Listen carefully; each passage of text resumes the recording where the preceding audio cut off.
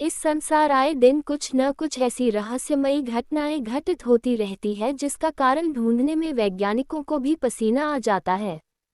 ऐसी ही कुछ घटनाएं पिछले 4 साल से उत्तरी कजाकिस्तान के कलाची गांव में हो रही है।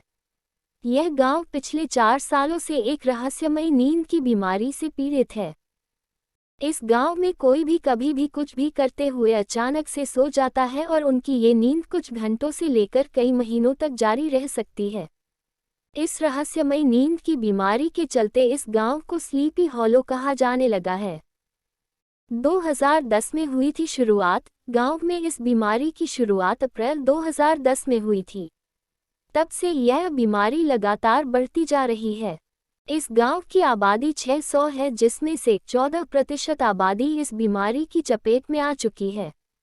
इस बीमारी से पीड़ित व्यक्ति को कभी भी अचानक से नींद आ जाती है। कभी कभी यह नींद कुछ घंटों की होती है, जबकि कभी कभी यह नींद महीनों तक चलती है।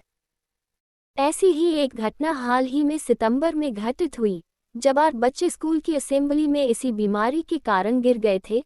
तभी से ये बच्चे सो रहे हैं। कारण है अज्ञात। यह रहस्यमयी बीमारी क्यों और किस कारण से फैल रही है, इसका वास्तविक कारण अभी तक वैज्ञानिकों की पकड़ में नहीं आ सका है।